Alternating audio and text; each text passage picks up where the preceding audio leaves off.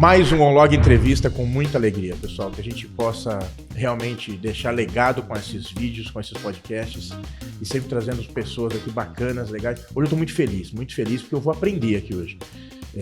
Que a gente tá recebendo aqui, Felipe Peixoto. Cara, em pouco tempo, pouco contato, mas um amigo, já tenho profunda admiração. Esses dias recentes, talvez ele nem saiba disso, uma das reuniões, ele começou a fazer um mapa do Brasil e criou arcos pra mim. Eu guardei teu rascunho, cara. Eu tive uma aula ali, você nem sabe. É um cara que conhece muito de logística, eu vou aprender demais aqui com ele hoje. A ideia é te encher de perguntas, que a gente possa levar mais conhecimento pras pessoas e aprender junto contigo. Felipe, prazer enorme estar aqui, velho. Tive a honra de estar lá no teu também. Conta um pouquinho dessa experiência aí. Pô, foi uma noite incrível. Primeiramente, agradecer aí quem for assistir esse vídeo. Não sei se eu dou bom dia, boa tarde ou boa noite, né? Mas agradeço o convite. Para mim é uma honra enorme estar aqui. Nós te recebemos lá também e tivemos uma aula de vida, não só de OnLog, de logística, mas uma aula de vida. Foi uma noite incrível aquela. Como você falou, assim, a gente se aproximou rápido, né? A gente veio conversando antes do seu podcast, aquele podcast gerou muita conexão e depois continuamos batendo bola. Os seus áudios rápidos de 5 segundos me traz muita coisa sempre que eu falo contigo. Então, cara, é um prazer enorme estar aqui. Não só como ser entrevistado, mas sempre conversar contigo. Semana passada sentamos numa mesa de reunião também. Então, é isso. Esquecer as câmeras, o microfone, apesar da audiência maravilhosa da OnLog. Mas conversar contigo, que é sempre um prazer para mim. Cara, a ideia é essa mesmo, né? A gente bater papo. Fizeram até um script aqui pra mim, um roteiro. Mas, cara, de verdade, eu normalmente fujo. Que a ideia é conhecer a pessoa, saber mais de você, a gente conversa de trabalho e tal, mas sabe pouco da vida da pessoa. Me conta aí tua vida, família, como é que começou a logística, a infância, como é que foi essa história aí? Que loucura, né? Eu vim pensando no carro, se eu precisasse contar minha vida, e algumas pessoas às vezes no podcast contando a sua história de vida, eu pensando, cara, será que eu ainda consigo contar minha história de vida nesse formato, assim? Será que eu consigo lembrar de tudo? Porque, cara, eu passei tanta coisa na minha vida, né, que... Eu não sei se eu consigo contar toda a minha história assim ainda com riqueza de detalhes. E depois que inventaram isso aqui ainda, né? A gente meio que foi perdendo algumas coisas. Que idade você tá, Felipe? Eu tô com 39. Felipe Peixoto. 39 anos.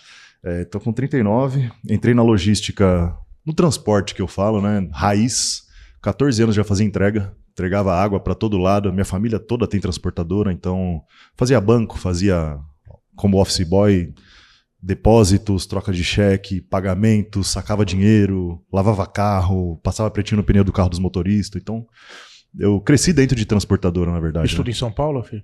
Tudo em São Paulo. Minha vida inteira aqui, né? Conheci todos os estados do Brasil, menos o Acre e o Amapá, mas tudo começou aqui em São Paulo. Minha vida logística começou aqui em São Paulo. Entrega de água no 15º andar sem elevador, com 14 anos. Água no lombo. Magrelo, fiapinho que eu era. E um carrinho mais pesado que eu, de ferro da minha família. E saía entregando água no bairro. Ou a gente de Kombi saía entregando em todos esses bairros aqui. Paulista, Berrini, lugar chique pra caramba. Casa de grandes empresários. E isso me marcou bastante. Um desses grandes empresários, inclusive, só uma passagem. Eu tinha 14 anos. Que é o Nizanguanais. Caraca. E minha avó trabalhava na casa dele, né? Bem na parte operacional ali, digamos, né? A governanta, cuidava da parte faxina, limpeza, arrumava a cama do cara. E a gente ia entregar água lá, o cara sempre tratava a gente muito bem. E ele tinha uma mulher que era o braço direito dele. E essa mulher era muito simples, humilde assim. Então a gente ia entregar água na casa dele, a casa com 20, 30 funcionários. E essa mulher sempre vinha receber a gente de uma forma bem amistosa. E um dia ela falou uma coisa que me marcou, que talvez me traz até aqui hoje. Ela falou, menino, posso te falar uma coisa? Se você for um dia um entregador de pizza, seja o melhor entregador de pizza. Se você for um grande empresário, seja o melhor empresário, mas não é melhor que o outro. Seja o melhor que você pode ser. Se você escolher ser um cobrador de ônibus, seja o melhor cobrador de ônibus. Ela falou, você tem um brilho no olho, cara. E eu era molequinho. Ela falou, pô, você vem aqui com uma disposição, eu gosto muito de você. Nunca perca isso. E onde você for, seja o melhor que você for fazer. Se você for vender hambúrguer, faz o melhor hambúrguer.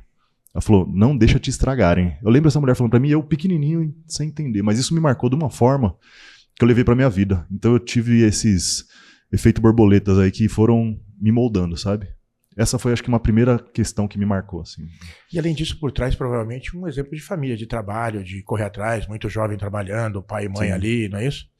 Sim, também. Meu pai sempre foi muito trabalhador. Eu tive acho que eu nunca falei isso em entrevistas, né? Mas eu tive, assim, meus pais divorciados, né? Então eu sempre fui um cara muito independente, essa que é a verdade. Quantos irmãos, Peixoto? São três irmãos. Um da parte da minha mãe, que é o João Pedro, e 2 do segundo casamento do meu pai. A Gabi, que é aniversário dela hoje, inclusive. Parabéns, Gabi. E o Luiz Henrique. Então, cresci com meus irmãos e sou o irmão mais velho, né? Sempre tive essa responsabilidade também. E falar português bem claro, meu pai e minha mãe eram meio descabeçados. Foram pais jovens, né? E eu cresci com muito amor das minhas tias, da minha família, do meu pai e da minha mãe também. Cara, mas então essa fala dessa mulher foi referência foda na vida, assim. Foi porque com 14 anos eu tava trabalhando, contrariando meu pai, que meu pai não queria que eu trabalhasse. Meu pai falava, cara, as contas de casa tá tudo paga, não te falta nada. E eu nunca fui assim, falar, puta, fui um moleque que eu quis as coisas e não tive. Mentira. Tinha tudo. Tinha sempre assim, nunca deixou faltar, nunca dormi com fome, sabe? Eu acho bem legal você falar isso, que tá muito na moda, né? O cara vitimizar, fazer uma história triste. Não. Cara, eu também falo bem isso. Eu tive uma puta infância, tá tudo perfeito. Não, tive, cara. É tipo assim, a minha infância, acho que você pegou essa época também, eu era um tênis pra jogar bola, pra sair, pra ir pra balada. Não, né? Que chute, que aquilo não era nem tênis. Era um pra tudo. Então se falar assim, nossa, eu tinha um Mizuno igual a molecada hoje, tem um Mizuno de 700 pau, de R$1.000, eu não tinha. Eu tinha um tênis pra tudo, mas tinha minha roupa no armário.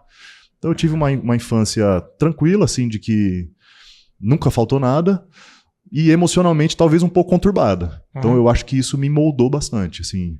Eu tive que crescer Cara, tive que crescer automaticamente. Mesmo que meu pai não quisesse que eu trabalhasse, eu tive que ir pra dentro. Você falou um negócio aí, só tenho uma filha sanguínea, né? Sou casado agora com minha esposa tem mais 3 filhos, mas sanguínea é só a Júlia, 21 anos.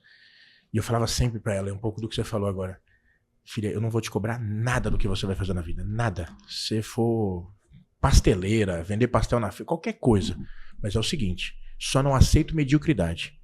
Se você for pasteleira na feira, ou tenha 50 barracas de pastel, ou seja o melhor pastel, faça alguma coisa diferente. Mas vai catar latinha, seja a melhor catadora de latinha. Se vira. É só isso, só não tenha mediocridade. Graças a Deus deu certo aí. É uma certa pressão, né? É. Mas quando eu entrei na faculdade, eu fui fazer faculdade de Direito aqui na Unip do Paraíso. Fui fazer faculdade de Direito só pra você ter noção. A faculdade... Estudei lá também. Fiz engenharia lá. Ah, legal. Mas bem mais velho que você, né? Eu tô com 51. Eu estudei... Na Bacelar, né?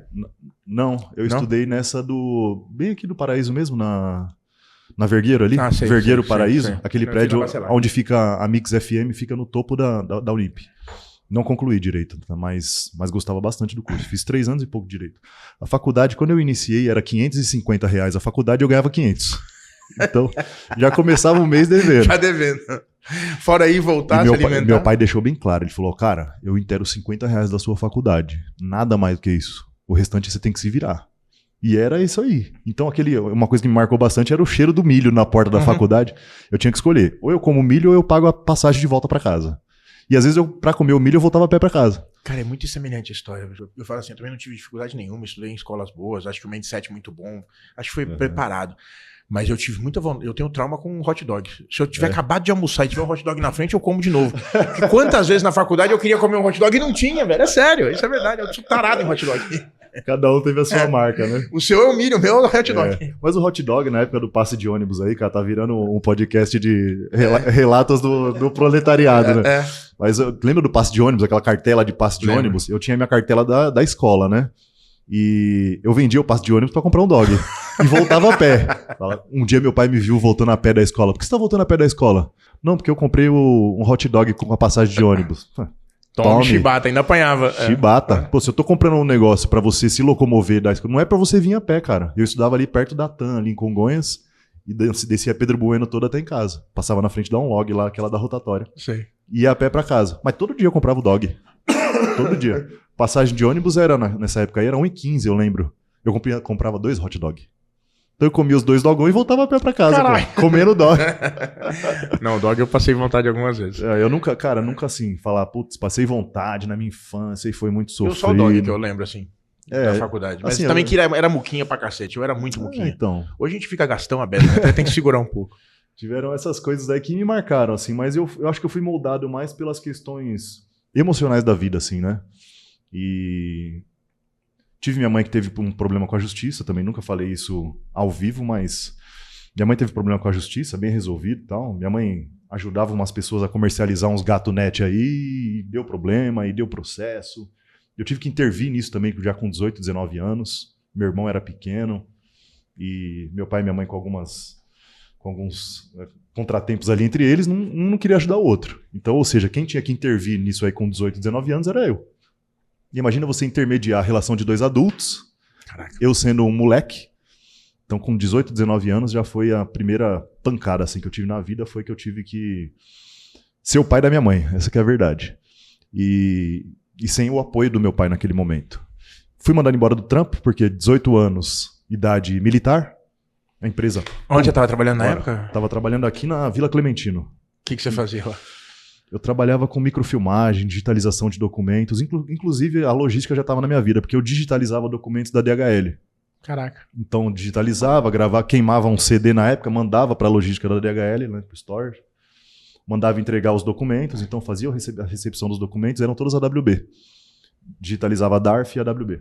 E mandava entregar o CD, mandava entregar os documentos de volta, no dia seguinte recebia. Já então aprendeu que era AWB ali, já foi se inserindo na logística. Pior que já, cara. E eu digitalizando, eu ficava olhando as AWBs, quanto o cara mandou de peso. Nossa, isso aqui mandou carga pra caramba, hein? E era somente uma empresa de microfilmagem. Era digitalização no segundo andar e embaixo microfilmagem. A empresa chamava Datacom. Eu acho que hoje ela não existe mais, já tem alguns anos. Não é a Datacom lá do Rio Grande do Sul, era uma Datacom aqui de São Paulo. Trabalhava com microfilmagem também para os bancos aqui de São Paulo. Então a microficha, a gente fazia a microficha lá, rodava uns códigos, duplicava a microficha, eu trabalhava lá também.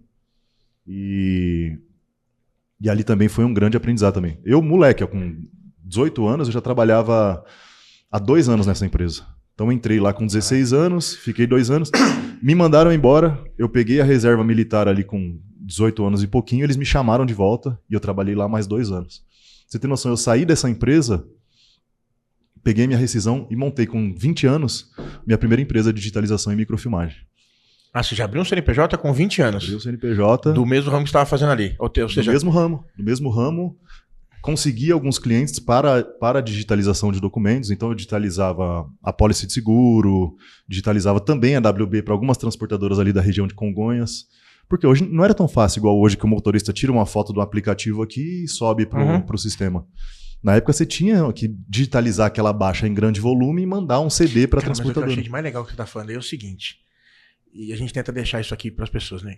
Pô, dificuldade, pai e mãe separado, conflito, não sei o que e tal, muito jovem, trabalhando nessa empresa e com 20 anos você abre um CNPJ e tenta fazer com essa história da moça dos 14 anos que podia fazer diferente. A que você atribui isso? Por que tantas outras pessoas não fazem como você fez? O que foi o gatilho? O que foi diferente? O cara meter as caras, abrir um CNPJ, empreender com 20 anos de idade. E de verdade, né? Me corrija se vai falar um absurdo aqui. Qual base, né? Para empreender? Qual referência? O que te fez fazer isso? O que você acha que mudou? Cara, na verdade eu nem sabia, eu queria renda, essa que é a verdade. Então eu acho que acima de tudo, se você é empreendedor, se você se sente empreendedor ou não, acima de tudo é a segurança do que você faz, né? Eu tinha muita segurança que eu sabia fazer aquilo. Você imagina que uma pessoa hoje que trabalha numa grande hamburgueria, por exemplo, se o cara fizer o melhor hambúrguer ali, como a mulher me fez uma analogia, ele sai dali, ele se sente muito seguro, ele fala, pô, eu sou foda. Eu sei fazer um hambúrguer, eu vou bom nisso. Eu consigo fazer. Então não é que eu me achava assim, porra, eu sou empreendedor, eu sou diferente, eu vou montar um CNPJ. Não, eu só sabia fazer aquilo. Eu era muito seguro do que eu sabia fazer. Eu não tinha segurança assim, ó, eu vou ser empreendedor, eu vou ter um bom DRE, eu vou ter margem. Não. Eu sabia que eu ia montar um negócio e que eu sabia que ele era rentável, porque eu cobrava 15 centavos por documento. E você tinha documento e que digitalizado sabia fazer? E indexado, é. Eu sabia o sistema, eu sabia o meu custo. Quem era o meu custo? Eu. Então, perfeito. Ia me bancar. Eu precisava de uma máquina, que era cara, um scanner na época, eu comprei um scanner Fujitsu, digitalizava, e olha que loucura. Não me dava o subsídio suficiente para eu sobreviver. Quando eu montei essa empresa, eu peguei toda a minha rescisão, fiz a obra e comprei o scanner. Então peguei num terreno da minha família, abri 50 metros quadrados, comprei um scanner e falei, pronto, agora eu me viro. Um computador, claro, né? Digitalizava, só que não dava o subsídio para eu viver. O que eu fiz? Fui trabalhar no transporte. Eu trabalhava no transporte. Mantendo a digitalização? Eu falei, cara, eu preciso arrumar um emprego à noite. Teve um intervalo, entende? Na Unip que eu estudava, eu fui vender pão de mel na porta da faculdade. Caraca. Então eu digitalizava, fazia a minha empresa de manhã, de tarde, dava 19 horas, eu ia pra porta da faculdade, vendia mousse e pão de mel. Quem fazia esse mousse e pão de mel aí? Eu comprava de uma mulher. Eu pagava R$2,50 no mousse e no pão de mel. Eu lembro até hoje. Eu pagava R$2,50 e vendia R$3. O que eu ganhava? Caraca, eu ia voltar. Mas tava trabalhando. Não ganhava nada, velho. Não ganhava nada. Aí o que eu pensei? Agora, ele não passou vontade do hot dog com mousse e pão de mel de jeito nenhum, tinha em estoque. Tinha. Mas aí eu meti essa. Aí eu fui vender doce na porta da faculdade, no desespero. Aí eu falei assim, eu e meu primo, cara, a gente precisa fazer outra coisa, a gente precisa de um incremento. O que o povo da faculdade gosta? Cachaça. Vamos fazer umas batidas aqui, batemos tudo no liquidificador, fizemos um monte de garrafa, porta-mala do Uno, estourou de venda. Aí ganhava dinheiro. Aí ganhamos dinheiro. Aí era batidinha que custava 50 centavos, vendia por 5. Foi. Mas o pão de mel nunca pagava nem a gasolina. E nós ficamos um mês nessa aí até descobrir que nós pagamos pra trabalhar. Mas valeu, pivotou. Foi. Não, e detalhe, vamos só uma passagem, nessa do pão de mel, a gente ficou lá, encostado no carro. Isso é foda pra vendedor e pra comercial. A gente ficou encostado no carro, até que um dia a gente falou assim, mano, nós não vamos vender porra nenhuma aqui parado, velho. Vamos abordar a galera? Um olhou pra cara do outro, dois meio timidão, dois moleque de 19, 20 anos, de dia empreendedor, de noite vendendo doce. Começamos. Ali na estação Paraíso ali, moça, quer um pão de mel, não sei o que, delícia, recheada, a gente que faz a mão, não sei o que. Estouramos de venda. Tipo só assim, na abordagem mudou todo o perfil. Só de abordar. Olha quanta experiência nisso, galera. É sensacional. Só do ativo. Né? Acho que o Flávio Augusto até fala isso, que o Flávio Augusto vende curso de inglês, ele fala, mais de 80% das minhas vendas de curso é ativo. Até hoje. E a escola dele é gigantesca, né? Sim. Então, cara, a gente ficava lá até 11 horas, meia-noite, que a galera saía da faculdade, comprava um pão de mel, outra, a gente voltava pra casa com um monte de pão de mel. Quando a gente começou a abordar, a gente zerava o estoque. Mas zerando o estoque, ainda assim não tinha margem. Fudeu. Aí, beleza. Aí, cara, é uma puta escola de empreendedorismo, sei eu. Vai embora. Aí, automaticamente, eu falei, preciso arrumar um trampo, né? Tá virando e tal. E foi quando a logística entrou na minha vida. Quando a Gen me chama na época, e eu queria trabalhar de emissor, porque eu já trabalhava no computador, eu já tinha minha empresa de digitalização, eu já era muito rápido em computador, só que não tinha vaga de emissor. Deixei meu currículo, quero trabalhar de emissor, porque alguns amigos do bairro já trabalhavam lá. Eu entregava marmita lá de bicicleta, inclusive. E aí, além de tudo, entregava marmita lá. Entregava. Uma época, eu ajudava minha tia, às vezes eu entregava marmita nesse terreno onde era a Gen. E um dia falaram, montou uma transportadora lá. Falei, vou lá deixar um currículo. Deixei um currículo, quero trabalhar de emissor e tal. Falei, não tem vaga de emissor, cara, só tem de ajudante. Eu tinha 20 anos, não estava ganhando dinheiro com pão de mel, e a minha empresa, eu já vislumbrava ela a longo prazo. Mas eu falava, cara, eu preciso de dinheiro para sobreviver. Não tá bancando o imediatismo agora. Eu preciso pagar minhas contas, né? Então, ou seja, eu trabalhava numa empresa de dia e trabalhava como ajudante à noite. E eu lombava a caixa a noite inteira, 5 horas da manhã eu virava empreendedor, chegava no terreno da minha família, digitalizando documento, porque meio-dia eu precisava mandar o CD queimado com o cara com os arquivos digitalizados. Eu tô lendo um livro do Cadu Pimentel e outros caras que a gente acompanha, livro e podcast, que falam um pouco disso. Você falando agora, eu lembrei do Cadu Pimentel que fala sobre os times da sua vida, né? Eu falo muito sobre dedicar tempo para ganhar tempo.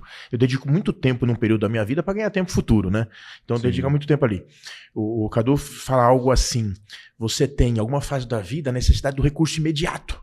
Sim. Depois no curto prazo, depois no médio prazo e projetos a longo prazo. Que aí são os grandes projetos, onde realmente escala a vida e transforma. Sim. Mas no começo da vida, cara, é o recurso imediato, que é o que você está fazendo.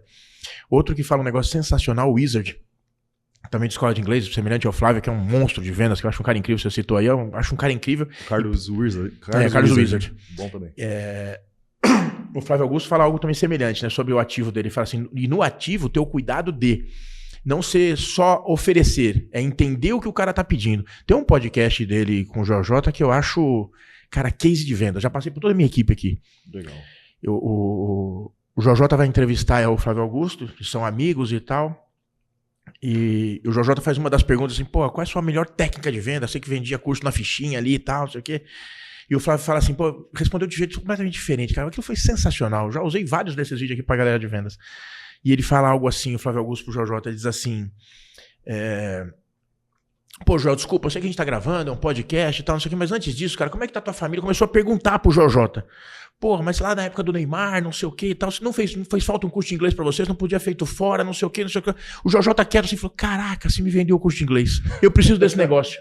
Essa foi a resposta. Entendeu? Ele não falou como é que é a técnica de venda, ele vendeu. E fazendo o cara entender que o cara precisava comprar, não que ele estivesse ofertando. É sensacional aquele podcast, acho incrível. E o Wizard diz o seguinte, nessas passagens, ele diz assim, no começo da vida empreendedora, o Silvio Santos fala de 10% de inspiração e 90% de transpiração. E o Wizard diz assim, 5% de sorte, tem que ter. Mas não uma sorte aleatória. Não é aquela sorte assim, tive sorte que caiu do céu. Não, eu tô na logística, eu tô preparado. Aí apareceu um cliente, não sei o que, muito grande, mas você tem que estar estruturado. É o momento de, abrir um restaurante na pandemia. Você não teve sorte, não tinha como ter sorte ali. Abriu um restaurante de entrega na pandemia. Você teve sorte, né? Mas você tinha o restaurante, então não é sorte aleatória. Time também é importante. E os outros 95%, o Wizard diz o seguinte, que aí eu não sei dizer quanto é mais importante que o outro. Ele fala assim, 95%. Muito trabalho, que o Cadu fala muito disso no livro dele de Sem Mimimi, vai trabalhar. Nunca vi ninguém de sucesso que não trabalhou, que não se dedicou. Mas teve aqueles caras que foram estratégicos, capital social. Esse dia eu estava lendo sobre a IBM, ficaram 3 anos sem fazer um negócio, só estruturando. Eu fui pesquisar, quanto custa uma empresa? Ficou 3 anos sem vender nada, sem um negócio, só estruturando a empresa. Mas aí acha capital, né, cara? Via de regra, o cara investiu muito. E trabalho. Sempre o Wizard, cara. E o Wizard fala assim, então 95 é muito trabalho, muito trabalho, eu não sei quanto é de cada um, e um bom gerente amigo para emprestar dinheiro. Porque não dá como começar, o cara tem que ser tomador ali e tal. Acho sensacional essa também. E o que você tá contando é isso, né, cara? Trabalhou, se dedicou, fez de tudo, fez entrega, fez aquilo. Bom, e aí foi pra Gen. Fui pra Gen, entrei e nesse momento eu falava algo que é muito grave, né? Acho que pesa bastante. Com certeza nunca escutamos o Renato falar isso. Mas eu falei isso durante muitos anos, que eu falava, não sou um bom empreendedor, eu não sou empreendedor, eu sou um ótimo funcionário.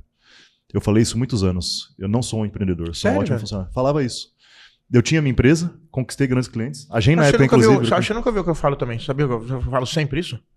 Eu sou um péssimo administrador, eu fiz administração, eu fiz engenharia, eu falo que eu sou um péssimo administrador, sou um péssimo gestor de pessoas, porque eu grito. Esse cara tranquilo aqui, eu grito, eu xingo, eu falo palavrão, eu fico nervoso.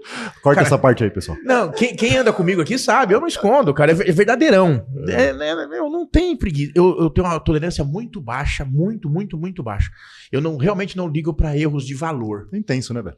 É muito intenso. Eu não ligo para realmente erros de valor. Mas erros comportamentais, cara, pensa num troço que me deixa de puxar os caras. Eu quero morrer com isso. Um comportamento. O cliente reclamou que tal pessoa não atendeu 3 vezes, manda mensagem e printa pra mim que tal pessoa não atendeu, que não consegue falar com o time, não sei. Cara, eu quero morrer com isso. Eu não vou na boa, não consigo ir na boa. Eu atendo todo mundo, cara. Mas eu acho que isso é empreendedorismo. Eu não consigo. Então eu falo que eu sou um péssimo administrador, péssimo gestor de pessoas. E que se eu tenho alguma qualidade é vendedor. Adoro vender. Eu falo isso, até nos cursos, e eu falo pra galera que trabalha comigo. Você vai falar do curso aqui ainda, eu quero muito saber dele, no detalhe. Eu digo assim, que o bom vendedor, ele é um empreendedor, certo? Sempre o cara que ele vende, ele tá empreendendo todos os dias, em qualquer coisa que ele tá fazendo. Mas ele é vendedor dentro de uma empresa. Mas você ainda falou um negócio diferente. Você falou que não queria empreender, que você era bom colaborador. Eu era um bom funcionário. Eu falei isso durante muitos anos e, cara, hoje em dia eu me penalizo por isso. Porque todo mundo tem que se sentir um bom empreendedor. Porque você tá na sua casa, você tá empreendendo. Se você tá vendendo maquiagem, você tá empreendendo. Se você tá vendendo... Você já empreendia desde cedo. É que eu ia falar a marca. Pão de mel, qualquer coisa. Então... Só que eu falei isso durante muito tempo. Abriu um CNPJ com 20 anos. Pô. E hoje, como gestor, gestor dentro de uma transportadora e também aí tem o podcast, qualquer coisa, cara. A gente tá empreendendo o tempo inteiro. A gente tá o tempo inteiro empreendendo. E não quer dizer que a gente tá o tempo inteiro vendendo. Mas todo vendedor de qualquer coisa, ele tem que ter uma mente de empreendedor. Hoje em dia eu não repito isso pra mim mais. Peixoto tem uma história de vida, tá evidente aqui, né? Tem coisa aqui que eu nem sabia. Mas ele tem muito para contribuir. A gente vai falar agora, que a gente vai falar um pouquinho aí da tua trajetória na logística, da Gen, conta um pouquinho o que é a Gen e tal. Depois tem curso, tem muita coisa pra gente falar aqui agora. E aí você entra na Gen, emissor. Foi. É ajudante. Ajudante de emissor. É, porque não tinha vaga de emissor. Eu fui trabalhar de ajudante dentro do caminhão. Bom, bora lá. E aí? E aí, mantendo o pão de mel, já as batidas... Não, aí larguei isso aí tudo. Largou tudo? Não, a batida foram 2 sextas-feiras, a gente arrebentou e falou, puta, não é isso que a gente quer pra vida. Cara, a gente quer vender cachaça, mano. Para com isso, a gente não veio aqui pra isso. E aí, não tô nem romantizando. Eu e meu primo falaram, cara, deixa esse negócio pra lá e vambora. E aí eu arrumei o emprego. Então, ou seja, o que eu precisava na minha renda à noite, eu fui trabalhar dentro de uma transportadora como CLT, que na época era Gen. Cara, nos primeiros dias eu queria desistir, velho. Correria. Eu entrei no final de ano, a logística, a bomba... E aí eu fiquei com o negócio comigo assim, eu vou pegar só mais essa caixa, vou colocar ela no fundo do caminhão e vou embora. Vou pegar só mais uma, vou pegar só mais uma, vou pegar só mais uma. E nisso eu tô há 20 anos na logística. E aí foram, só nesse primeiro ano meu, foram 6... Em que momento você tirou a empresa de digitalização? Não, aí minha família continuou tocando e eu fui me distanciando, porque a logística começou a investir em mim. No meu primeiro ano eu tive 5 promoções. Então, em um ano, de ajudante eu virei supervisor. Ao final dos 12 meses... Dentro da Gen, isso? Dentro da GEM. Pô, conta pro pessoal que tá nos ouvindo aí o que é a GEM hoje. A GEM é uma empresa de transferência de carga, né, que só atende transportadoras. Então, naquela época não atendia ainda 25 estados. Atendia muito menos ali, 10, 15 estados. Tinha na época 20, 30 caminhões. Hoje já tem uma frota de mais de 110 veículos. E nessa época, cara, que eu tive essas 5 promoções, a gente não tinha tanto processo, não tinha tanta estrutura, não tinha um setor de vendas muito estruturado. E também não estou dizendo que foi eu que estruturei, né? Mas passaram muitas pessoas boas que me ensinaram demais. Pessoas que eu tive a oportunidade de entrevistar lá, inclusive. Você imagina, eu como ajudante, eu tinha um gerente, eu tinha um supervisor, eu tinha um diretor, que hoje sentaram pra gente conversar assim, como entrevistado e entrevistador, né? Muito novo, Felipe. Pô, 39, cara, você tá novo pra caraca. Mas puta história. Eu ralei, bicho. Sim. Eu me enfiei em tiroteio já de caminhão, pra salvar caminhão. Eu já pulei em alagamento pra salvar carga. Então tem bastante história. Já fiz transbordo, mais inúmeros transbordos no meio de rodovia, caminhão que quebrou, caminhão que tombou. Já me meti bastante em operação quente. A gente teve um crescimento muito grande com esse processo do Brasil da evolução da logística, de crescimento da logística. Que nem é mais GEM, não é isso? Isso, é porque foi incorporado, né? A gente incorporou na época, compramos um concorrente, que chamava Premier. E aí foi formando-se um grupo, né? E o grupo DFL. E aí a GEM incorporou-se em alguns produtos e em outras empresas que foram adquiridas. E também continuou o modelo de transferência de carga a nível nacional. E a gente foi estressando esse modelo, crescendo para demais estados, né? Hoje a gente só não faz Acre e Amapá, faz todos os outros no rodoviário, só para transportadoras. E a gente teve uma virada de sistema importante, que isso me ensinou bastante também. Na época a gente utilizava um TMS, fomos para outro. Esses 2 anos para mim foi uma escola de transporte. Você sabe como que é mudança de sistema, TMS, né? Nossa Senhora. Então foi bem quente também. Ali eu entendo que foi uma das viradas de chave da minha carreira. E para a GEM também foi bem importante naquele momento. A GEM agora completa 22 anos, né, em agosto desse ano. E você sabe, né, completar 20 anos uma transportadora no Brasil é um desafio, crescendo, né, atendendo só transportadoras. Porque quando você atende... No passado da GEM, eu fiquei abismado, assim, quantos parceiros. É verdade, tal. Já fui em muitas bases da GEM também, indicado por vocês e tal. Muitos amigos que a gente fez com relação com vocês. Geralmente a gente tenta trabalhar com os melhores do Brasil. Então lá em Brasília, por exemplo, vai ter um representante que vai receber o nosso caminhão. Então a gente entende que é o melhor agente de carga da região. Lá em Recife, a gente quer o melhor agente de carga da região. Que durante muito tempo essas bases foram próprias, não é isso? Me corrija. Não, foram parceiros, tanto que a gente tem 22 anos, tem parceiro de 20 anos. A maioria são parceiros antigos, de mais de 15 anos. Então o cara, ele tinha uma estrutura pequenininha na época, que hoje essa régua já subiu, né? Então o cara não pode ser mais uma garagem. Que em 2009 a gente chegou a pegar garagem. O cara tem a garagem, um espacinho na casa dele, ele vai ser um representante. Acabou. Hoje não, hoje precisa ter 200 metros quadrados, alarme, câmera, portaria, é diferente. Mas os parceiros que cresceram com a gente, que são a maioria... E é uma operação independente, um CNPJ do cara ali rentabilizando com o depósito da carga GEM e outros mais que ele possa vir a fazer. Pode ser que dali o last mile ele faça. Né? Ele é o entregador oficial ali dos parceiros. Se a Onlog quiser contratar a empresa lá de Brasília para fazer a entrega, contrata. Felipe, mas a gente só faz o que é o Felipe hoje na GEM? Hoje eu estou à frente do comercial operacional, parte de tecnologia. Estou como diretor comercial, né, e operacional. E eu tento ser o motor ali das principais áreas, né? Dizem que hoje a operação de uma transportadora é em torno de 80%. Então esse 80% está sob o meu guarda-chuva. E eu tento introduzir no layout do galpão, no modelo de carregamento, nos motoristas, nos ajudantes. Eu sou aquele cara, eu costumo dizer isso para minha equipe, que suja as mãos mesmo. Não sou um diretor honorário. Você fez tudo isso na operação? Já fez da vida? Tem essa história. Aquele caminhão que está carregando na doca ali, eu sei qual que é a doca que o do truque encosta melhor. Então eu tô nesse nível assim de conhecimento da empresa, sabe? E continuo estudando processos, melhores rotas. O Eduardo... Tanto que a base que nos atende em Curitiba é sua, não é isso? Mas é uma coisa sua independente. Eu sou Felipe lá, não é isso? Eu sou um franqueado de tanto que eu acredito no negócio. Sim. Então todos os franqueados a nível Brasil são parceiros antigos e eu sou o franqueado de Curitiba. Curitiba lá é você, não é isso? Porque é uma cidade que eu gosto demais. Queria mandar um abraço também pro pessoal do Rio que eu tive lá. Também base da Você foi lá? Sensacional, viraram amigos, irmãos. Falou com o Eduardo Queiroz? Com o Eduardo, com a esposa, virou família. No evento de vocês, estive lá com eles também. Pessoal legal, muito bacana. Eduardo, a Cláudia. E bases maravilhosas de vocês. Baita estrutura, tudo muito legal. Muito legal. E foi assim, cara. Aí eu completo agora 18 anos ligado com a GEM, né? Esse ano aqui completo 18. E foram bastante desafios, como o transporte é moldado por desafios. O Eduardo é um cara estradeiro. E eu agradeço também, muito por isso. Uma história humilde, né? De estradeiro mesmo, né? Estradeiro que eu digo assim... Diferente mesmo. Como motorista, ele fundou a GEM, ele era um motorista, é um baita de um administrador, empreendedor. e hoje em dia como empresário. Então a gente, vamos supor que nós vamos abrir uma base lá em Palmas do Tocantins. Isso aconteceu de verdade. Pega o carro aqui e vamos lá. Então a gente vai sair daqui, passa Ribeirão, Uberaba, Uberlândia, Goiânia, vamos lá em Palmas. Você fez isso recente também, você foi para Palmas, bastante. né? Então, cara, eu conheci todos os estados do Brasil pelo chão. E quando a gente fala isso aqui, fala assim, eu fui pra Palmas. Cara, o Brasil é tenso, cara. É grande. Carrinho alugado pra rodar 1.200 quilômetros lá e bater e voltar, o pessoal acha que é fácil, né? É fim de semana, cai à noite, sem dormir, dorme de qualquer jeito, é tenso. Não, se você for pra Europa, você cruza 3 países em 800 quilômetros. Aqui você roda 800 quilômetros, você tá dentro de Minas ainda. É isso.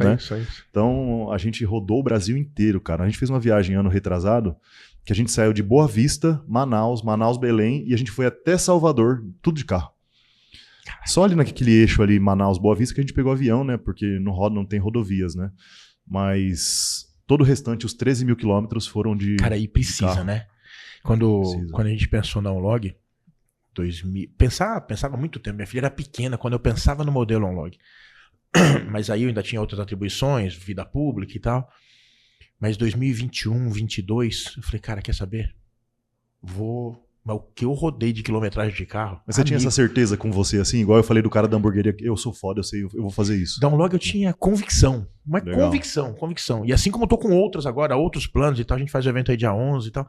Mas era a convicção do modelo que ia encaixar. E encaixou, ele é crescente, bate recorde, tá bacana e tal.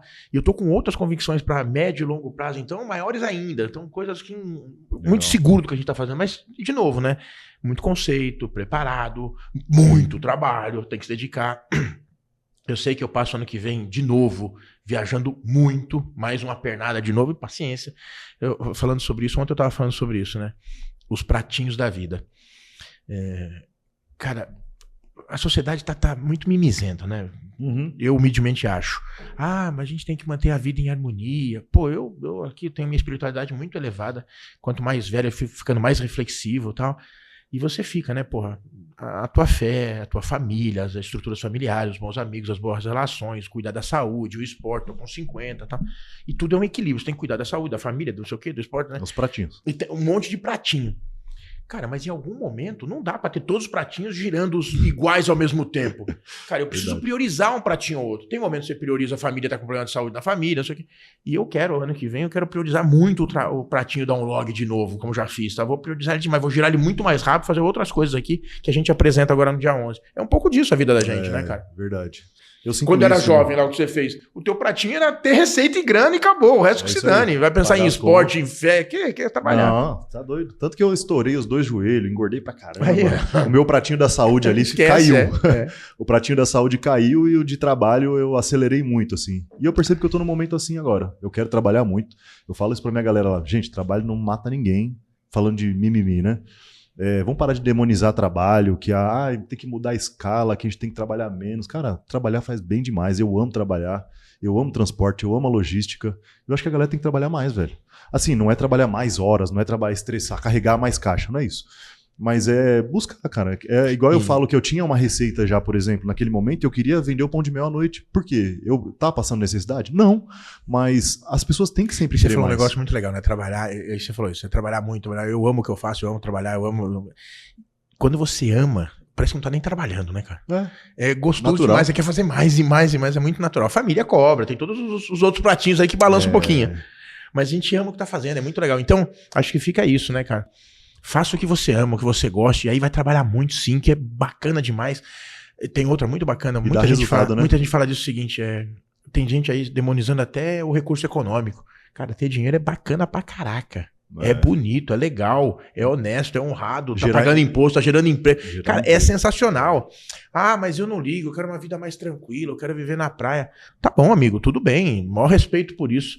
Mas, cara, vamos levar os filhos pra Disney... Vamos de primeira classe. Cara, vai dizer que é ruim? Aonde que é ruim? É bom pra caramba. Tudo quero eu fui pra praia e quis tomar caipirinha e não pude. Pô, não é tão legal quanto você poder e tá à vontade, sabe? Então, qualifica assim. Eu falei isso em uma conversa, uma roda com os nossos gestores lá na semana passada.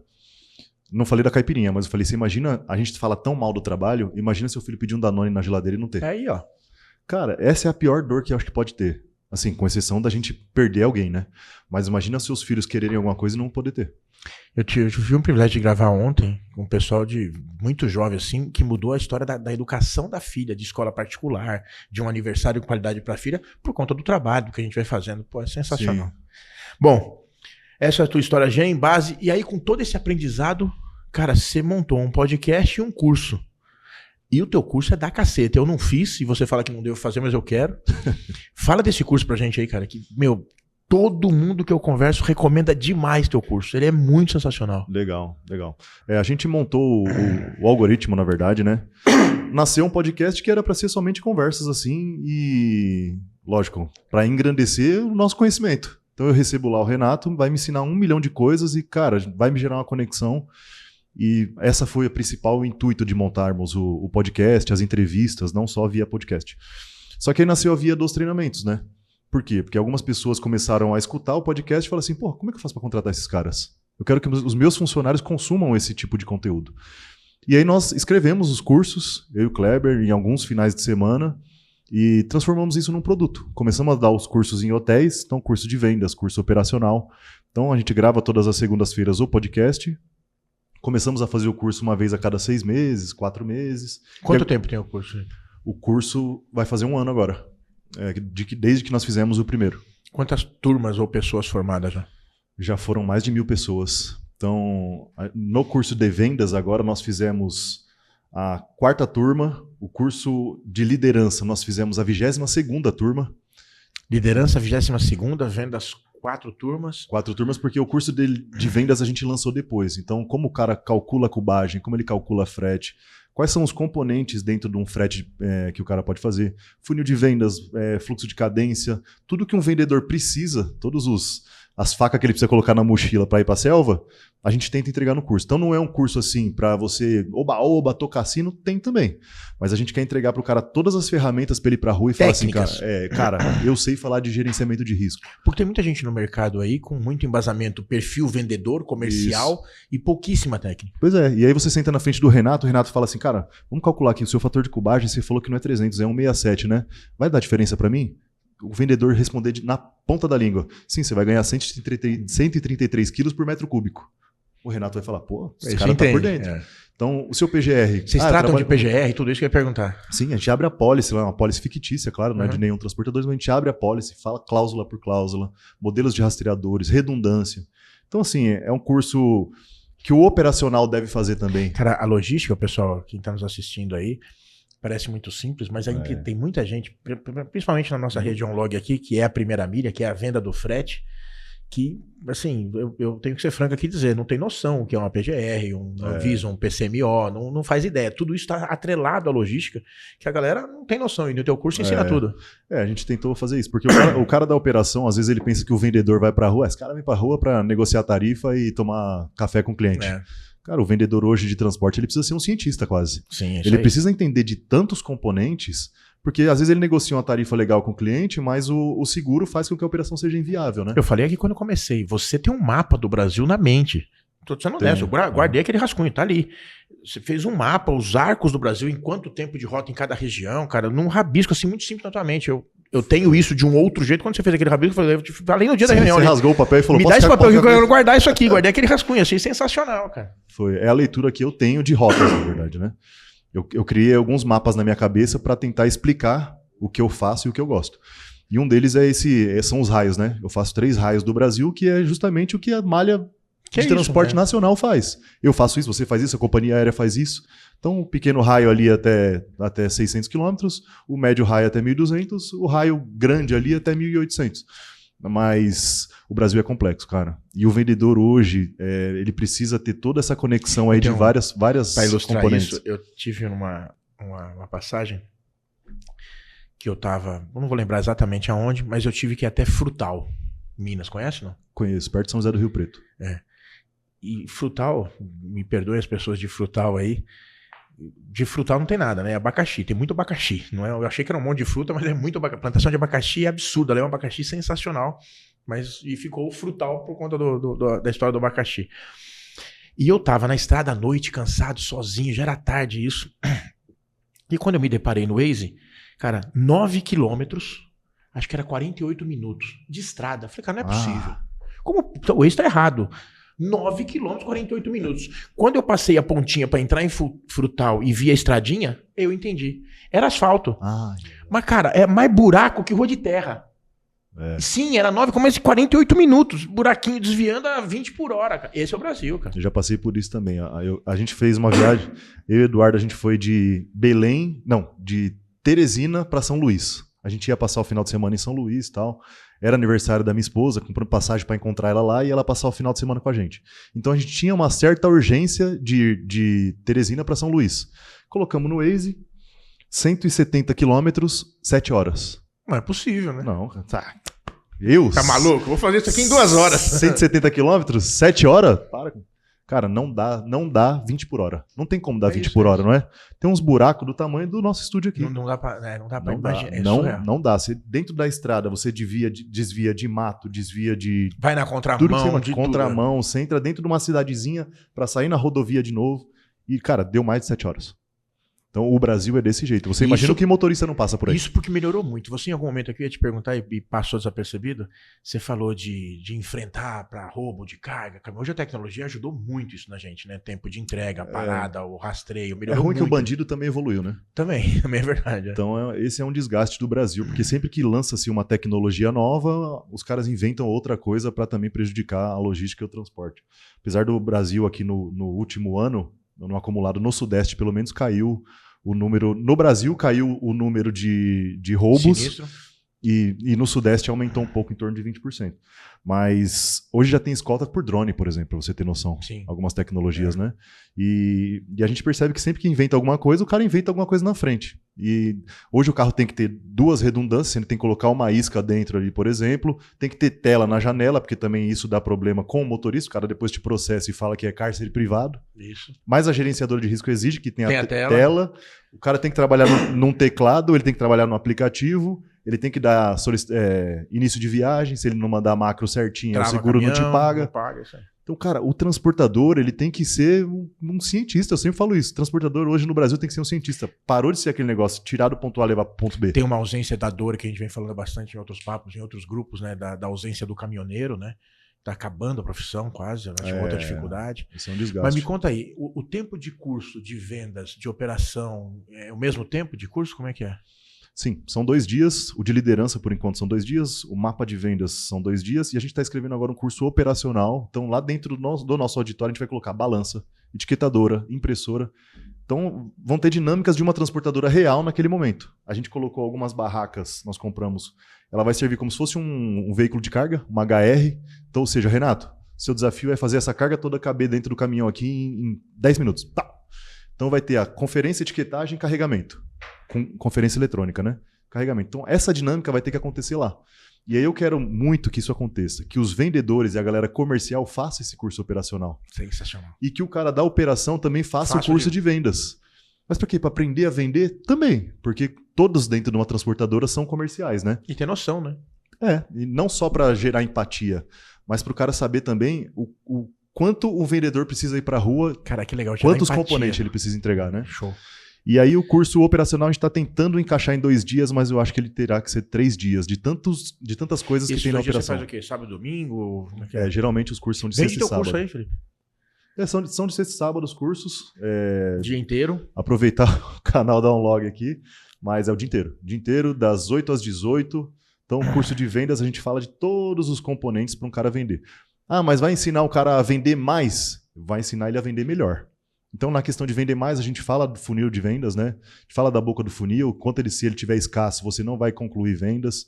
A curva de conversão, por exemplo, é a partir do 8º contato, só para dar um spoiler. Sempre presencial, pode ser... Por enquanto, sempre presencial. A gente está escrevendo uma plataforma de cursos online, mas ainda é uma meta para o final do ano. Você está falando da curva de 8º o quê?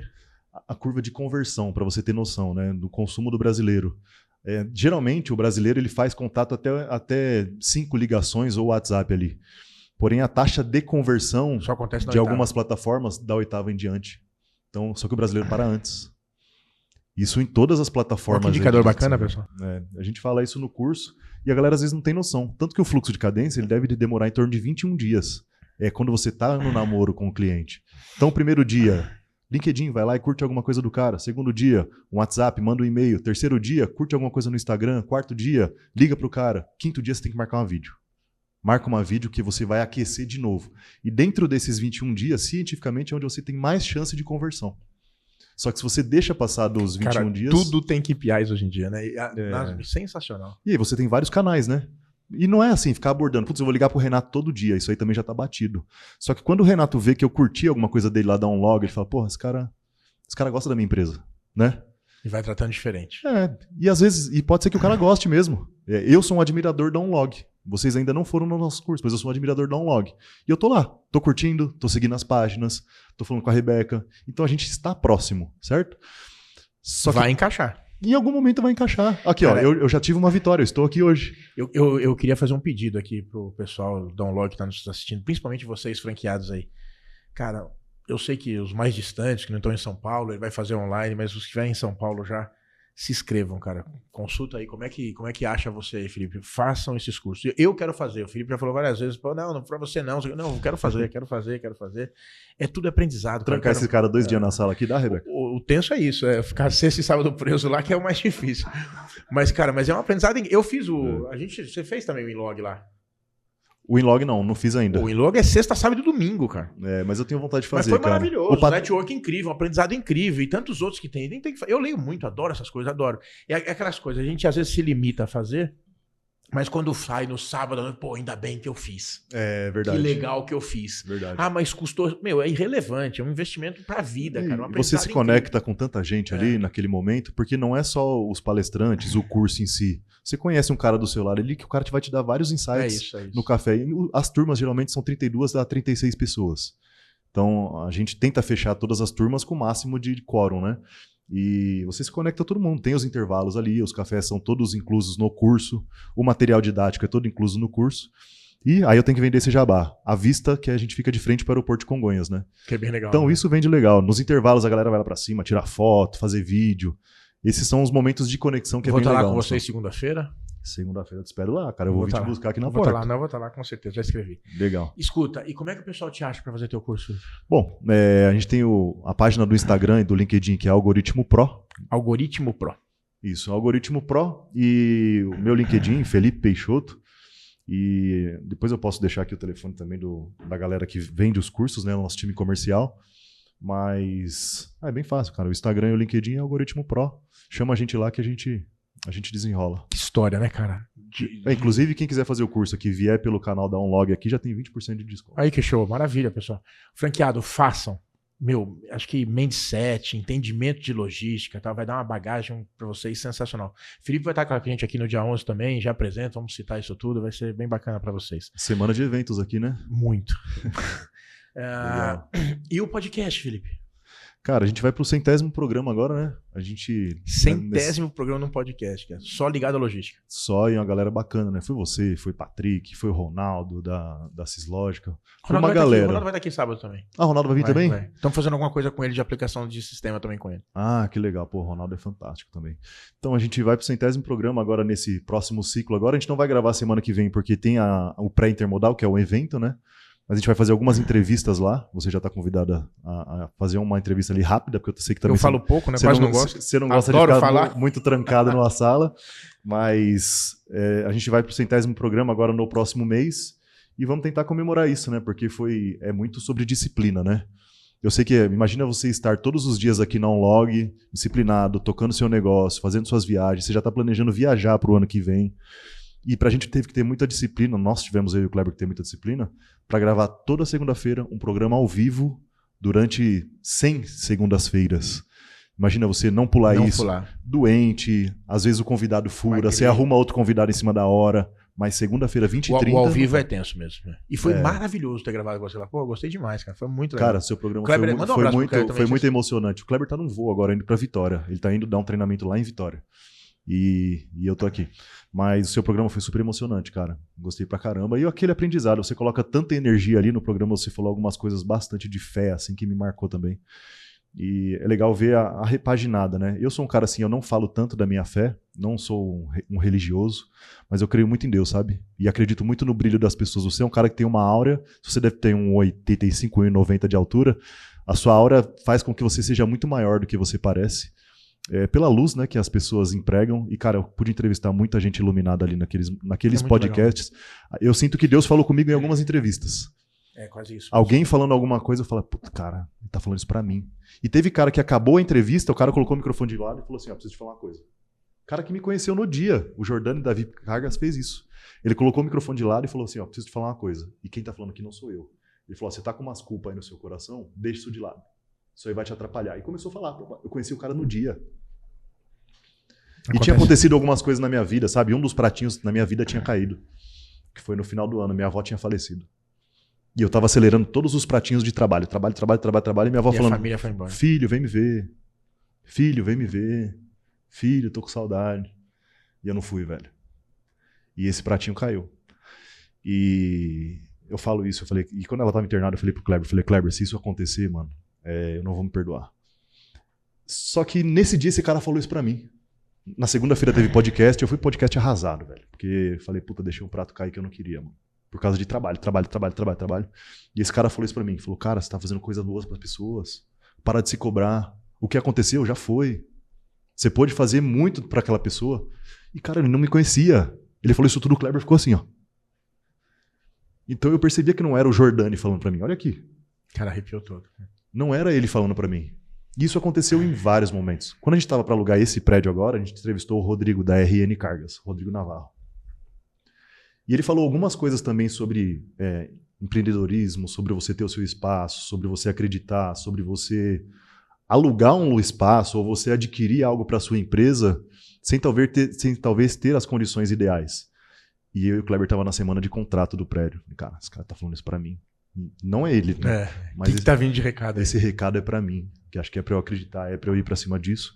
E é isso. E hoje estamos com o nosso espaço lá. Mas a vida é um mix de emoções, cara. Um mix de emoções que, assim, se a gente for falar de todas elas, aqui no Cabo Podcast, que a gente vai... Naquele dia que a gente gravou, eu tava com a família lá, o pessoal do marketing tava junto com a gente e tal. E eu tenho falado muito aqui disso.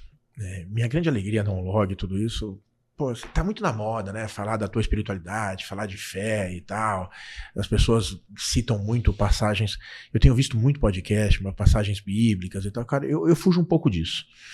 Mas sim, carrego muita fé. Acho essencial na vida de todo mundo. Até aquele que não tem fé nenhuma, que não acredita em nada, o ateu. Eu vejo podcasts de pessoas que são ateus e tal. E eu fico me perguntando, esse cara na hora do perrengue, de um avião caindo, acho que ele começa a acreditar, acredita na hora, né, cara? Eu falo, não é possível, cara. O Rodrigo Silva falando de Deus é um cara sensacional, ele é adventista. Ele é.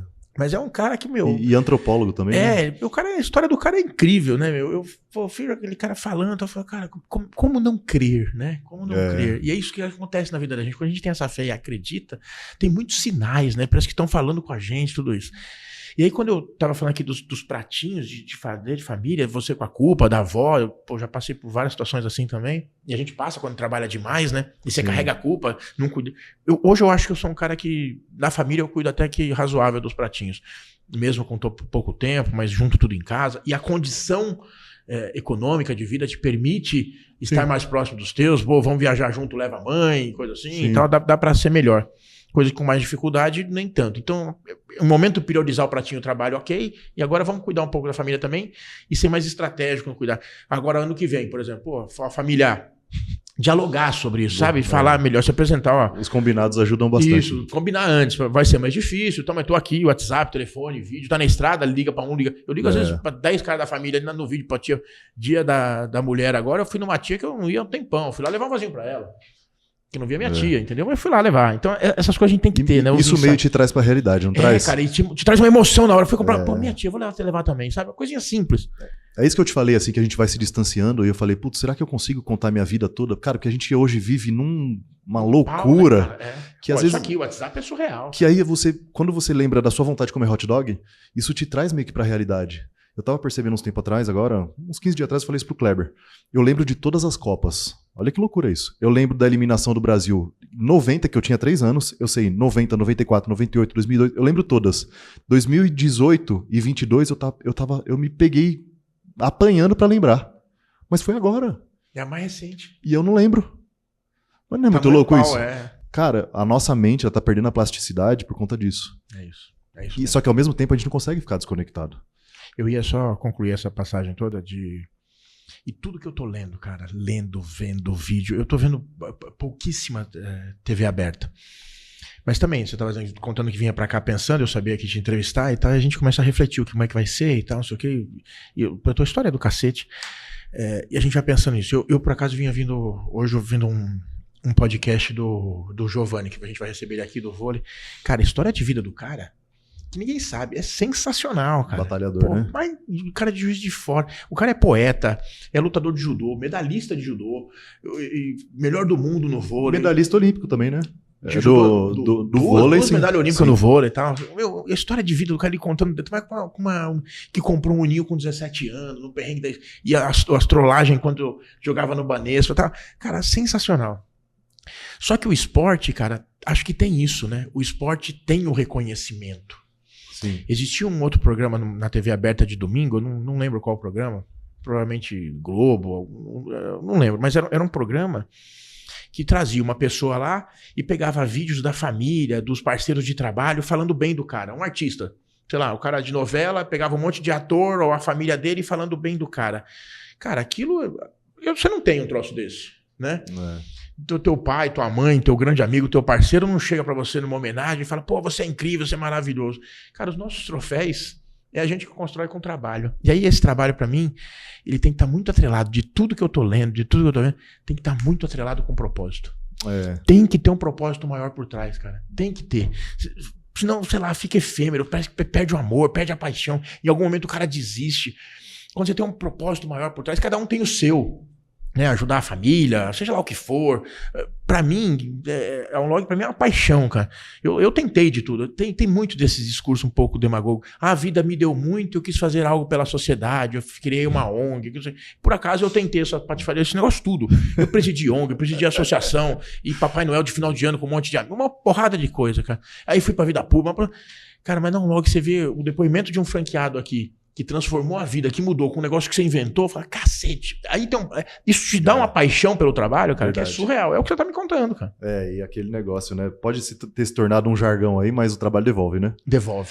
É isso aí. E aí você pensa, acho que tem que comemorar as pequenas vitórias, assim, as médias vitórias, as grandes vitórias. Algo de um trabalho que a gente fez, talvez lá numa segunda-feira qualquer, às 20 horas, a gente fez uma entrevista que me conectou com o Renato Jardim e com o Log. Hoje aqui pra mim é uma vitória. E você falou de a gente conquistar alguns troféus, né? Ou de certa forma, hoje é um troféu a gente estar aqui, né? Nessa entrevista, num estúdio novo, lindo desse, estar aqui com vocês numa semana decisiva para vocês, né? Uma semana legal, assim, que você está recebendo seus franqueados e eu estou aqui de abelhudo. Imagina, então, puta honra. O convite para mim hoje é algo que eu trago e vindo para cá eu agradecendo. Falando, pô, eu tô indo para uma entrevista com um cara que eu gosto, numa empresa bacana. Isso é uma vitória. Isso é um troféu. A gente tá feliz. Quais são os nossos troféus? A gente tem que comemorar aumento de salário? Aumento de grana? Aumento de renda? Não. Isso aqui é uma baita de uma vitória, cara. As conexões. Segunda-feira eu vou estar contigo de novo. Pô, mais uma vitória. Então eu acho que a gente tem que comemorar tudo. Tudo que eu vou além, se você me permitir, Felipe. Esse propósito ficou na moda, né? Podcast, tal, não sei o quê. De novo, até o nosso aqui que a gente tá fazendo, de verdade, sem nenhuma demagogia nisso. É um propósito maior de deixar um legado, sabe? Da galera ouvir e se inspirar com a tua história, que é possível. Sim. Ontem eu gravei aqui e falei muito isso. Cara, você que tá nos ouvindo, vendo aí, cara, tá buscando tua vida na logística ou qualquer ramo. Olha a história do Felipe, olha a minha, olha de tanta gente. Cara, vai atrás, é o trabalho, é possível. Trabalho, velho. Com dificuldade ou não, com estudo ou não, na batalha, na dor, não espera de ninguém, né? Acho que deixar esse legado é muito legal. Sabe o que eu falo, assim, questão de motivação também. Eu não sou da motivação. Eu não consumo motivação. E eu e meu sócio somos completamente dicotômicos aí. Ele é o cara da emoção, da motivação e tal, e eu sou disciplina e racionalidade. Então, eu não sou a favor assim. É quase eu e o Du aqui. Do cara ser movido por motivação. Porque vai ter dia que ele vai estar desmotivado. E ele vai ter que fazer igual. Então eu sou muito cara da disciplina, da regra, tem que fazer, e não viés militar, assim, sabe? Mas eu sou muito do tem que fazer o que tem que ser feito. E trabalho. E o Kleber, ele é o outro lado. E que a galera gosta. E eu acho isso muito bom. E isso, em alguns momentos, me cativa. Eu tô nos cursos, eu tô consumindo o que meu sócio tá falando. Eu falo, putz, que legal isso, velho. Só que eu não sou um cara adepto da motivação. Porque se eu tiver bem, se eu tiver mal, se eu tiver doente, se eu tiver com o dedão quebrado igual eu tô agora, quebrei o dedão domingo jogando bola. E tô aqui, velho. Pô, não falamos disso. E teus segunda lazeres, tava teus trabalhando. hobbies, futebol? Futebol. Eu sou um cara do Muito? esporte. Cara, eu sou competitivo, jogo várzea, jogo... Bom de bola? Jogo no bairro. Cara, eu sou voluntarioso, digamos, né? Que bom posição? bom de bola não, jogo de volante. Mas eu vou pra cima, assim. Tem cara que gosta de me ter no time, na verdade. Eu sou aquele Felipe Melo ali que posso jogar a primeira vez pelo time dar um log hoje. Vou dar sangue Vou daqui. dar o sangue e o time vai sentir meu trabalho. Eu sou assim na minha vida, mas que é verdade. Parece que as pessoas ligadas ao esporte, à música, cada um no seu ramo, tem uma dicotomia, tem um viés um pouco diferente, né? Eu sou apaixonado pelo esporte também. Cara, eu gosto bastante. Me dá disciplina. A gente cumpriu um desafio agora. O algoritmo, a gente fez um projeto, Algoritmo Saúde, chama. Começou no dia 1º de janeiro. 3 meses de disputa, a gente pagava R$1.000 pro primeiro colocado. Quem ganhou? Você pela disciplina. Qual que era a disputa? Falei pra galera, tinha que treinar todo dia. Todo dia, eu treinei os 90 dias sem falhar. Bike, corrida, academia, Algum corrida, treino. Futebol, qualquer coisa. Não podia falhar. 25 E aí pessoas. pontuava e ganhou. Eu falei que a minha maior motivação foi ganhar pra não ter que pagar. Aqui no Log, o Du fez um aqui de emagrecimento. Num período X, quem perdesse mais quilos. Caramba. É. Emagreceu, né? Acho que foi o Yandra que ganhou 3,5 pau, uma coisa assim. Aí, Caramba. 500 cada um tal, meu. Mas virou sensacional, tá legal. cuidando da saúde, é bem legal. E motiva, É, pô. legal. Isso aí. A gente fez esse Bom, vamos projeto voltar um agora. pouquinho aqui pra gente ir pro encerramento. Bora. Voltar pra logística aqui, só pra você deixar alguns registros pra galera aí. Cara, qual é o maior erro das empresas de logística, ou os maiores acertos? O que você vê de errado ainda? O que acha que pode mudar e transformar ainda? Eu acho que o principal hoje é as empresas não cuidarem de pessoas. Eu acho que esse é o principal erro que a galera comete. E você pode ser ansioso, colérico, o gestor pode ser qualquer coisa, mas cuide das pessoas. Eu acho que esse é o principal erro. E eu não estou falando só de ter o banheiro bonito, de ter um ambiente maravilhoso como aqui na Unlog, mas investir em conversas, em treinamentos. Não estou falando só porque eu vendo e ofereço cursos. Faz curso dentro da sua empresa. Acredito cegamente nisso, só as pessoas. E eu acho que se cuidar de gente, porque é algo intangível o transporte. Você sabe que você pode dividir. É melhor Samsung ou é melhor iPhone? Mas o Samsung tem X de memória, o iPhone tem Y. Pessoas, você não consegue mensurar isso. A única forma de mensurar o transporte é capacitando as pessoas. Mas tem muito indicador, tem KPI, tem dashboard. Só quem vai atender o seu cliente não é o dashboard. São as pessoas. E eu acho que o principal erro é porque os gestores não estão bem, as pessoas, consequentemente, não estão bem e as transportadoras não estão bem. Então, principal de tudo agora, cuide das pessoas. Eu acho que é o momento agora. Sensacional. O momento é esse. E aí, quando você escuta um relato de um franqueado seu, por exemplo, cara, isso mudou minha vida, a Unlog participa da evolução da minha família. Acho que é isso. Você está cuidando de pessoas dentro da sua empresa, para os franqueados. Eu acho que o transporte precisa passar por esse momento. Olhar para a sua equipe, hoje chamam de X1, feedback. Chama o seu colaborador para conversar, pô. One-on-one. Tem aquele one-on-one. Cara, aquele cara tá dando problema, você gosta muito do trabalho dele, faz diferente. Passa na mesa dele, baixa o computador dele e fala assim, amigão, vamos almoçar. Eu e você, bora? Agora, é isso aí. Porque no dia a dia, os pratinhos todos lá, a gente não tem tempo para isso. Porque você recebe um calhamaço de e-mail, WhatsApp, várias negociações. E a comunicação fica ali só. E vai ficando. Eu tô me cobrando muito sobre isso. De estar próximo das pessoas, de saber o que aquele cara faz, do que ele gosta. Porque é legal eu entrevistar e conversar com o Renato Jardim. Tá, mas é a minha menina do saque que tá com síndrome do pânico, por exemplo. O que tá acontecendo com ela? Ontem a gente saiu daqui tarde à beça e uma das conversas que a gente teve aqui é o seguinte. Além de ter isso por acaso eu tenho com as pessoas. Mas a gente falou assim, quer saber? Vamos fazer um negócio diferente. Vamos pegar um momento aí, uma semana X, em cada entrevista dessa aqui, vamos pegar um colaborador, um sócio, um parceiro. Vamos saber da vida desse cara aqui e deixar um registro. Bora, legal. Né? É vamos isso. fazer também. O tempo que for. É. Chama 5, 10 minutos almoço, pra conversar. Isso aqui, grava, bate para isso aí. Então o que eu poderia falar é isso. Cuidem das pessoas. E inovação na logística, cara. O que vem de novo aí? O que é fictício? O que é realidade? O que pode evoluir? O que você tá vendo? Cara, eu acho que a gente passa agora pela era da automação. E a automação vai tirar diversos empregos. Por que eu falo isso? E não estou falando de automação só esteira, robô, chinês, que está entrando no Brasil. Isso está acontecendo muito também, né? Porque a mão de obra está deficitária, então as empresas estão criando muitos robôs aí. A ausência do caminhoneiro, o carro vai sozinho. Também. Só que hoje a inteligência artificial, e a gente está falando de empresas de serviço, né, transportadoras, a inteligência artificial vai fazer o trabalho de computador. Aquilo que o emissor faria, o que o assistente faria, os computadores vão fazer. Então hoje já existem algumas inteligências artificiais, como o Cloud, Notebook LM, todas essas que estão aparecendo agora, que vão fazer exatamente a automação dentro do computador do cara. Então, todos os dias, eu quero que você pegue, baixe do meu TMS uma planilha Excel do cliente X, entre no meu e-mail e envie para o cliente às 8h15 da manhã. O sistema e a inteligência artificial faz isso sozinho. Então, a galera tem que tomar cuidado para não perder o emprego, ou por não saber utilizar a inteligência artificial, ou por ser limitado, braço curto, não falando português bem claro, e ser engolido pela inteligência artificial. Eu acho que isso vai alavancar muito nos próximos agora 8 meses, porque o cloud mesmo... É muito rápido, né? O cloud compute está entrando agora no Brasil, deve ter uns 3, 4 meses que a galera está aprendendo a usar mesmo, e é uma ferramenta de automação para a máquina. Não estou falando de robótica. Então eu acho que isso vai mudar bastante a logística. Eu estou falando de uma inteligência artificial como exemplo, já tem várias que fazem esse tipo de automações. E se a gente não cuidar das pessoas, as pessoas e as transportadoras vão ser dependentes de inteligência artificial. Eu acho que esse é o principal, já está se tornando meio que banalizado falar de inteligência artificial, e a gente está falando, será que vai mesmo? Vou falar para você. Vai. Não tem dúvida. Não tem dúvida de que a inteligência artificial irá engolir muitos cargos, muitas posições. Quem não estiver preparado e planejando e não entender a imensa necessidade do uso, está fora. É isso. Hoje, falando de Intralog, já tem empilhadeiras que operam sozinha, paleteiras que operam sozinha e já pesam a carga, que já integra com o TMS, que inclusive executam a emissão sozinha, que pode ir para um locker sozinha.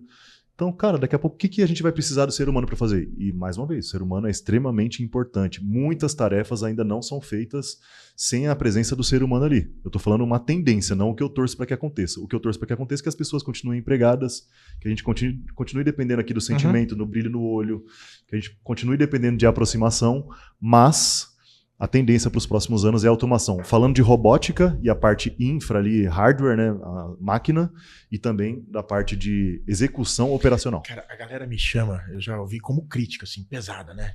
Tivesse querendo me ofender, que eu sou um otimista tóxico.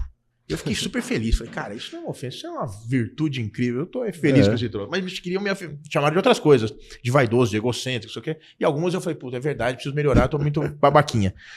Mas o Otimista Talk vem nessa pegada para te falar de um negócio. Me perguntaram sobre esse negócio, como eu te perguntei, de tecnologia, de IA, o que vai acontecer. Eu também penso como você. Mas eu acho, realmente, de novo, o Otimista Talk de sociedade, e é o que a gente estava falando aqui de trabalho, de querer, de buscar e tal. Eu gosto muito de uma analogia que é o seguinte, o coelhinho correndo atrás da cenoura. Pô, ele adora a cenoura. Ele vai correr atrás da cenoura. Põe o leão correndo atrás dele.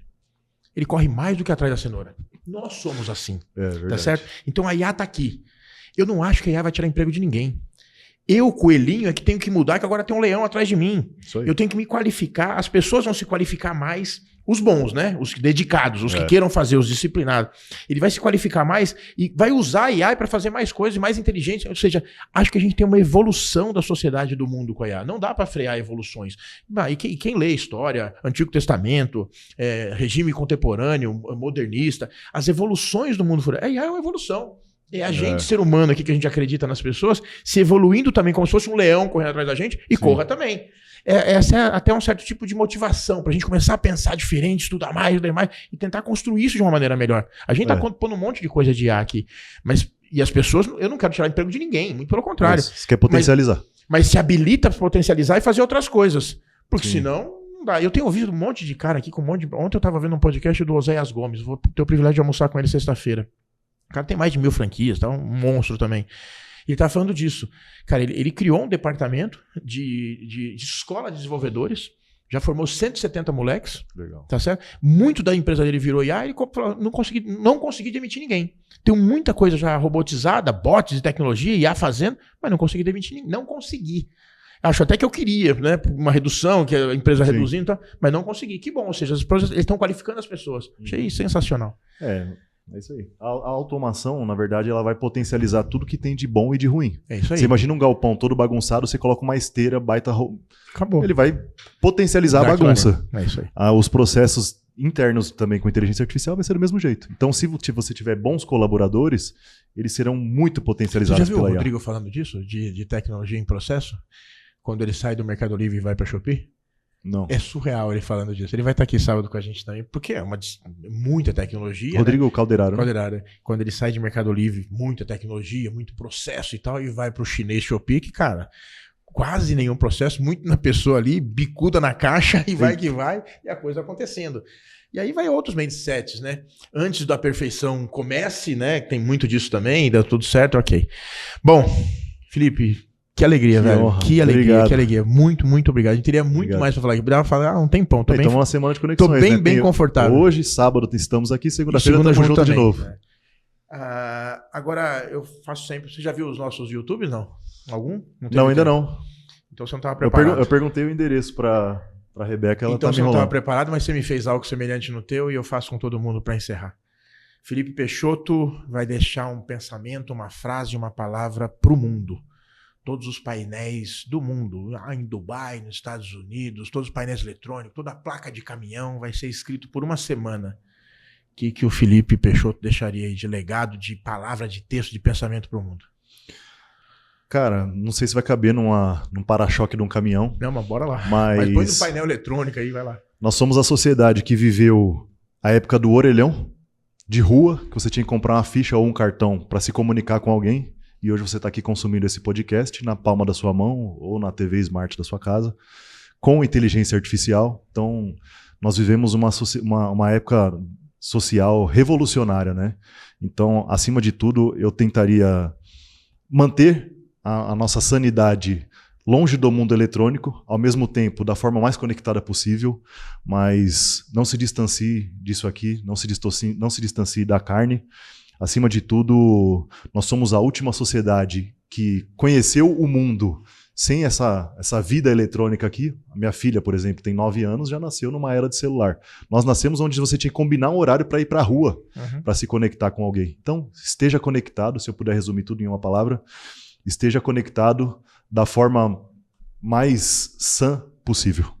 Perfeito. Seria Maravilha. isso. Pô, obrigado. Obrigado, irmão. Maravilhoso. Parabéns, muito tudo lindo, nós, seu estúdio, a empresa. Obrigado. Parabéns à Obrigado, produção da Unlog. mesmo. Tudo maravilhoso. Obrigado pela Parceiraço. audiência aí, galera. Muito obrigado a todos. Obrigado, Felipe Peixoto. Nos acompanha aí no YouTube. Mais podcast para vocês, mais informação, conteúdos relevantes. E a gente espera com isso transformar a vida empreendedora de todos vocês. Um abraço. Obrigado.